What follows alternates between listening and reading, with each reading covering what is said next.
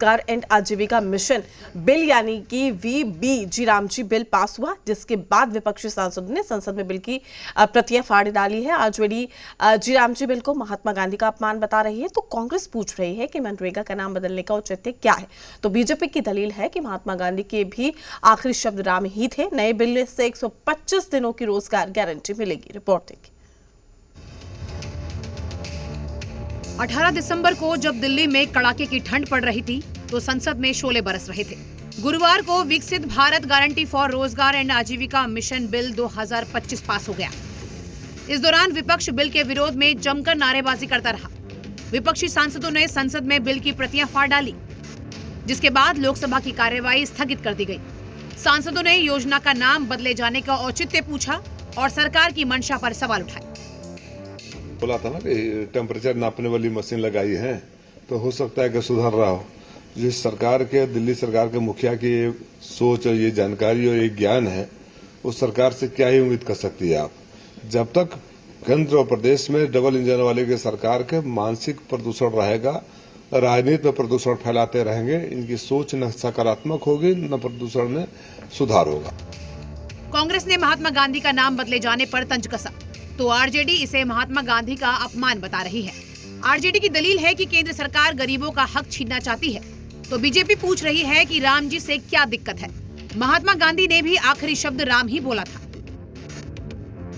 आदरणीय लालू प्रसाद यादव जी के पहल पर यूपीए सरकार में रघुवंश बाबू ने महात्मा गांधी जी के नाम पर मनरेगा योजना चलाने का काम किया था, और आज मोदी सरकार महात्मा गांधी जी के नाम पर चलने वाला मनरेगा योजना का नाम बदलना चाहती है। अरे तो राम जी के नाम पे एतराज क्या है?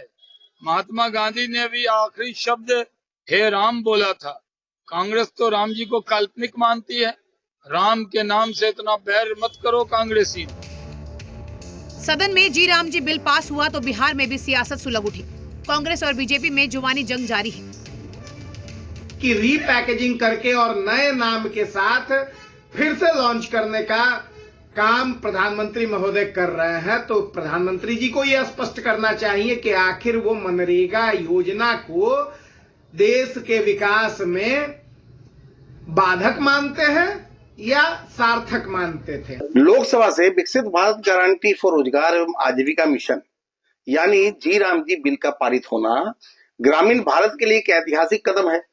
यह बिल केवल रोजगार की गारंटी नहीं देता, बल्कि आजीविका, कौशल और आत्मनिर्भरता की मजबूत नींव रखता है। जी राम जी बिल हर ग्रामीण परिवार को हर साल 125 दिनों के रोजगार की कानूनी गारंटी देता है।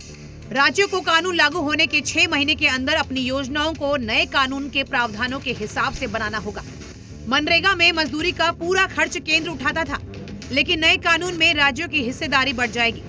विशेष राज्यों को छोड़कर अब 60-40 के अनुपात में केंद्र और राज्यों का खर्चा होगा।